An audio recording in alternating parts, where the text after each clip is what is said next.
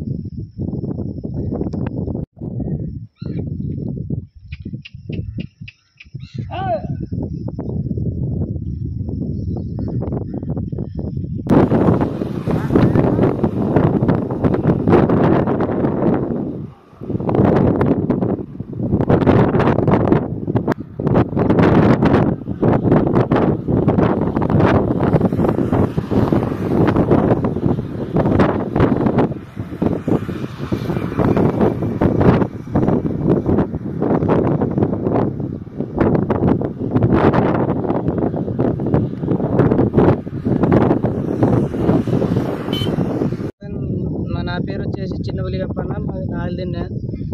మేము వచ్చేసి చేపలాట పెడతాము. ఇప్పుడు దాదాపు అంటే ఇక్కడ మేము చిన్నప్పటి నుంచి ఇక్కడే ఉన్నాము. ముసలి అయితే రేపు బ్రిడ్జి పడిపోయిన దగ్గర నుంచి 2009 నుంచి ఇక్కడే ఉండవు. సంవత్సరం కనబడతాయి. వరద ఏరు వచ్చినప్పుడు బాగా కనబడతాయి. ఏరు లేకున్నప్పుడు పక్కల కింద పోతాయి. ఏరు ఉన్నప్పుడేమో బయట సంచరిస్తాయి. మేము అట్లా చూస్తూనే ఉన్నాం. నిన్న 12:45కి కుక్కను పట్టుకొని తినింది. అది కూడా మా జీవాలో గొర్రెల నుండి తరిమితే పోయింది. అది ఇట్టుంది. అప్పటికే కుక్కని 12:45 పట్టిన తర్వాత 15 నిమిషాల కల్లా చంపింది కుక్కను కూడా.